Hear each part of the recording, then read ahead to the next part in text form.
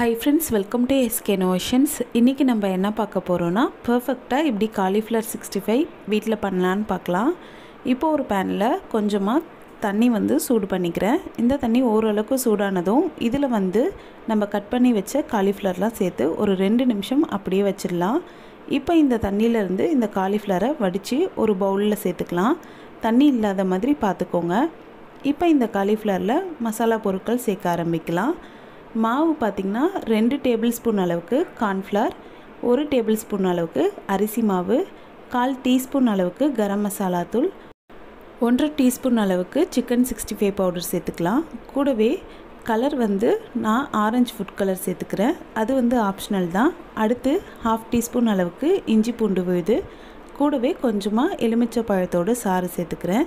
அடுத்து கடைசியா தேவையான அளவுக்கு உப்பு சேர்த்து இதை ஃபர்ஸ்ட் நம்ம தண்ணி சேர்க்காம ஒன் டைம் நல்லா மிக்ஸ் பண்ணி விட்டுக்கலாம். இந்த மாதிரி நல்லா மிக்ஸ் பண்ணிட்ட பிறகு தண்ணி பாத்தீங்கன்னா கொஞ்சமா கையில தெளிச்சு விட்டுக்கலாம். இதுல ரொம்ப தண்ணி சேர்த்துட்டோம்னா காலிஃப்ளவர் ஒண்ணோட ஒண்ணு ஒட்டி வரும். அது அந்த அளவுக்கு நல்லா இருக்காது. அதனால இந்த மாதிரி கையில கொஞ்சமா தண்ணி விட்டு அதை தெளிச்ச மாதிரி சேர்த்து நல்லா மிக்ஸ் பண்ணி விட்டுக்கோங்க.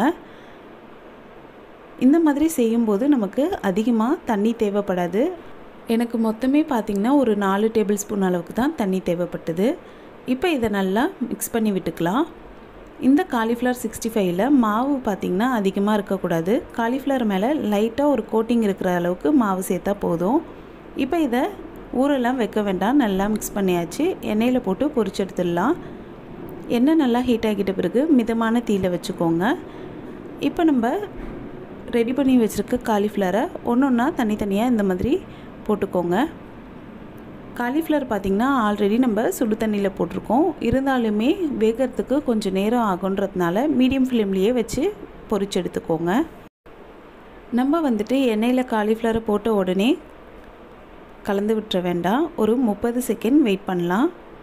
30 செகண்ட் கழிச்சு பொறுமையா நம்ம இத கலந்து விட்டுக்கலாம். இப்போ இத கலந்து விட்டுட்டு நல்லா வேக வச்சிட்ட பிறகு இது இந்த எண்ணெயில இருந்து எடுத்துடலாம். அவ்வளவுதான், காலிஃப்ளவர் 65 சூப்பரா ரெடி ஆகிடுச்சு. இதே மாதிரி கொஞ்சம் கொஞ்சமா நம்ம இந்த எண்ணெயில போட்டு பொரிச்சு எடுத்துடலாம்.